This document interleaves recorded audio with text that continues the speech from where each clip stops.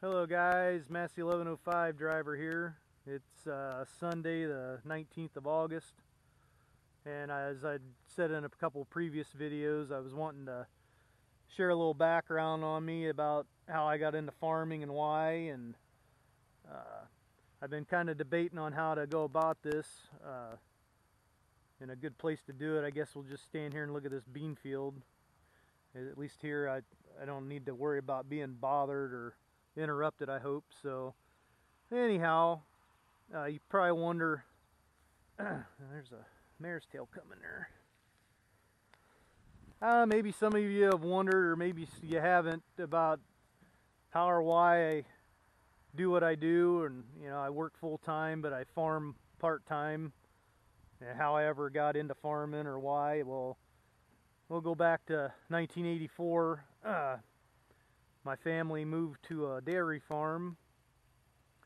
It was my mom's my mom's aunt and her husband had a dairy farm here in this town, south of town, not too far from here actually. And they needed help, and they approached my parents about moving to the farm to help. So that's what we did, and we lived in another town and lived in a mobile home. So we moved our mobile home to the farm. There was a spot for it that they'd had one previous. So they moved the trailer there and set up camp. And like I said, I was back in '84, and I would have been 10 then. So that'll tell you how old I am. And I tell you what, from day one I was hooked. Just being out in the country and seeing what was going on, being around animals, making hay, as we moved right after school let out. So it had been the 1st of June, right in the middle of after planting, but getting in the hay field, making hay. And I just thought that was the neatest thing, to get on a wagon and throw bales off and all that good stuff. And so we lived there for 6 years, and then my parents were promised some things, and of course it never panned out. So they were looking for another place to go, and my mom met a gal, older lady, at Bible study, and they had a farm also, which would have been north of here, north and west a little bit, up in the corner of the county, northwest corner of the county. And so we packed up and moved, sold the trailer, and they had a house to rent on the one farm, and they moved up there. But not jumping too far ahead, but like I say, we lived on that first farm for 6 years, and that's how I met the guy I help out, and I've done videos in his fields. That was the neighboring farm to the south, and if I wasn't at home, I was probably down there and helped them out too, help AK and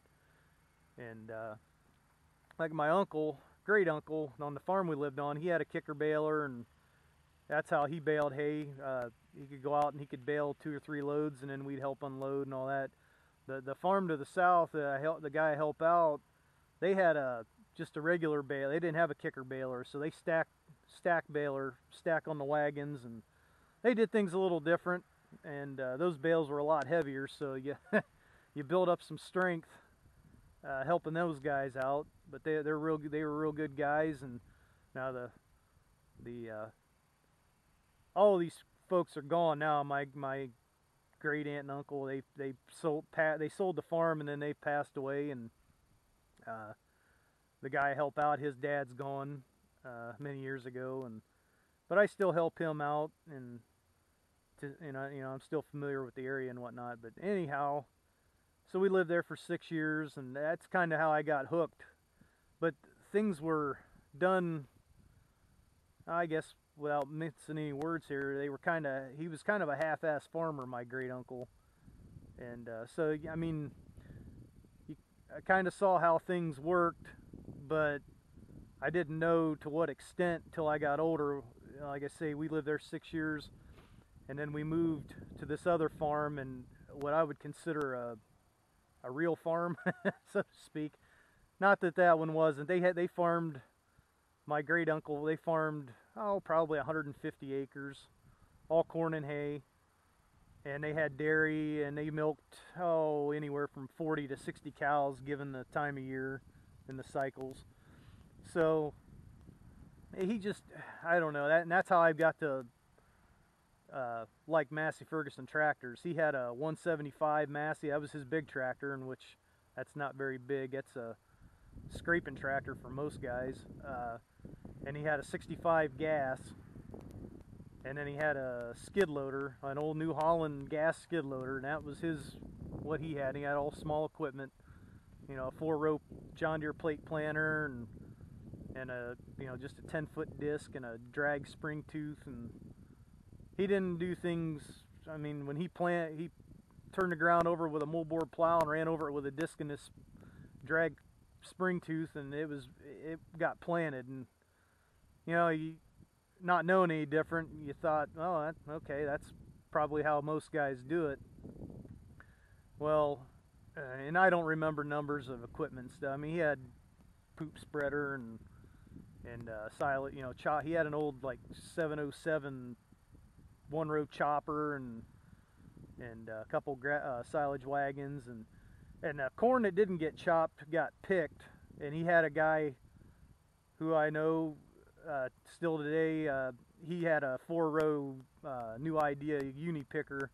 He'd come and pick the rest of the corn, and they had a corn crib to put it in. And anyhow, we'll fast forward here to, you know, we moved to this other dairy farm, and these were older folks, and it was just a whole different world up there. They farmed about 450 acres, and he had bigger equipment, nicer equipment, took very good care of everything. I would have been 16 when we moved up there, so I actually started working up there a month before we moved. I worked every weekend or every Saturday in May that time we moved up there, and then in June I started full-time helping out. And wow, what a world of difference. Being up there in May, I was around for tillage and whatnot, and he just did things totally different. Either chisel plowed or moldboard plowed ground. He had a disc, a field cultivator, a drag harrow, and a cultipacker he would pull all in one pass. So there were 4 things on most ground. If it was bean ground, it definitely got the drag harrow, because that thing really smoothed everything out. And then he'd still run a cultimulcher after that yet, and then plant. So it was, I wasn't used to seeing what I was seeing up there. And like I say, he had International tractors, so I'm kind of torn between Massey and International, because that's what I grew up with. He had 1066 with a cab, 706 open station, German diesel. It was a beast. That thing smoked like crazy. Then he had when we moved up there, he had a 574 with a loader on it. That was the little planting, scraping, raking tractor. And then he had a Farmall M that we used every day. And that first summer, you know, I was getting my feet wet. You know, I had some experience doing things, but working up there really honed my skills. He was very particular on how things to be done. He was very particular on how quick you did it and efficient. I learned a lot up there. I kind of attribute my work ethic to that man. He taught me a lot of stuff, not just, you know, how to rake hay or mow hay or whatever, but how to go about your work in an efficient way, and, you know, to make money, you know, if you could. You know, things were different back then. You know, we're talking 25 years ago. The markets were about the same, but inputs were probably a quarter of what they are now. So, and then of that 450 acres, he most of it was owned, but there were 2 farms that he rented, and so there was probably over 100 acres of rented ground. But so anyhow, that's kind of how things started and then progressed. And I worked up there my last 2 years of high school. I worked, you know, if I wasn't playing a sport in school, I was working on the farm. So all summer, and then a lot of weekends. And then if I wasn't playing a sport, you know, I'd do chores and whatnot after school, and didn't really work before school. It was all, you know, it all would have been after. And then once I graduated, I tried college, didn't like it, and worked full time for nearly 4 years up there. So, you know, I was 22 when I left, and so I had all that background and whatnot, and you know, kind of had a good base. And then after I married my wife, her parents had some land, and uh, started farming that with a friend of mine. Got going, and just gradually, you know, buy a piece of equipment here and do this or do that. Maybe find a couple more acres, and then once I got enough pieces of equipment to kind of do my own thing, that's what I did. I kind of broke off on my own, and you know, kind of progressed from there. And you say, well, why do you have all this equipment? Well, I probably don't need half of what I have, but I don't have to rely on anyone else to do anything for me, which I don't know, take it for what it's worth. But you know, some guys, I don't know, I just, the way I look at it, I'd rather do my own thing and not have to rely on anyone. That way, other than spraying, I don't have a sprayer, and I don't really want a sprayer. I don't want the hassle of going to school to get the certification, and then I don't have anywhere to keep it. I don't really have a good place to clean it up.